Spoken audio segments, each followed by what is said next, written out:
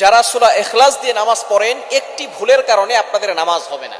অনেকেই আছে আলহামদুলিল্লাহ সূরা ইখলাসকে ভালোবাসেন, সূরা ইখলাসকে মোহাব্বত করেন, কিন্তু আপনাদের একটি ভুল এমন হয়, এই একটি ভুল যদি আপনাদের হয়ে থাকে তাহলে কিন্তু আপনাদের নামাজ হবে না, নামাজ বাতিল হয়ে যাবে।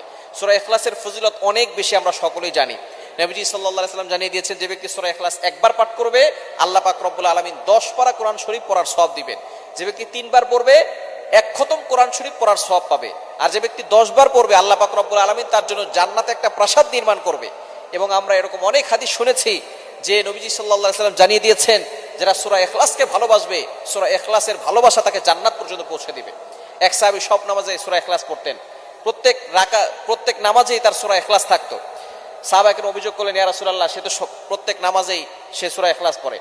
তাকে জিজ্ঞেস করা হলো, কেন তুমি সূরা ইখলাস পড়ো? তখন তিনি বলেছে, সূরা ইখলাসকে আমি ভালোবাসি, আমি আল্লাহকে মহব্বত করি। নবীজি সাল্লাল্লাহু আলাইহি ওয়াসাল্লাম জানিয়ে দিয়েছেন, এই সূরা ইখলাস তাকে জান্নাত পর্যন্ত পৌঁছে দিবে।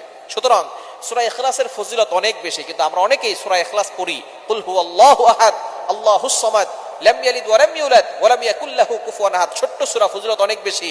এই কারণে আমরা অনেকেই সূরা ইখলাস দিয়ে নামাজ পড়ি, কিন্তু আমাদের একটা ভুলের কারণে নামাজ বাতিল হয়। সেটা কি? আমরা অনেকে কফের জায়গায় কাফ পড়ি। একটা হচ্ছে কফ আর একটা হচ্ছে কাফ। কাফটা একটু পাতলা হবে, চিকন হবে, আর কফ একটু শক্ত করে পড়তে হবে। অনেকেই এই ভুলটা করে।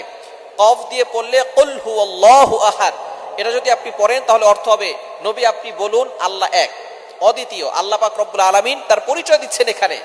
আল্লাহ পাক রব্বুল আলামিন এখানে বলছেন কুল হুয়াল্লাহু আহাদ, এখানে কফ দিয়ে পড়ছেন। কিন্তু অনেকেই ভুল করে, উচ্চারণ সঠিক না হওয়ার কারণে তারা পরে কাফ দিয়ে কুল হুয়াল্লাহ। কুল শব্দের অর্থ হচ্ছে খাওয়া, আপনি খান। হুয়াল্লাহু আহাদ, আল্লাহ এক। সুতরাং কোরআন শরীফের কোন অর্থ যদি চেঞ্জ হয়ে যায় তাহলে আপনার নামাজ হবে না, নামাজ বাতিল হয়ে যাবে। আপনার একটা উচ্চারণের কারণে, যেখানে কফের জায়গায় কাফ পড়তেছেন, যার কারণে আপনার উচ্চারণের কারণে একটা অক্ষর পরিবর্তন হয়ে গেছে, যার কারণে অর্থের চেঞ্জ চলে আসছে। এরকম শুধু সূরা ইখলাসে নয়, পবিত্র কোরআনুল কারীমের যেখানেই আপনি যদি উচ্চারণ সঠিকভাবে না করেন তাহলে কিন্তু অর্থ চেঞ্জ হওয়ার সম্ভাবনা আছে, যার কারণে আপনার নামাজ বাতিল হয়ে যাবে।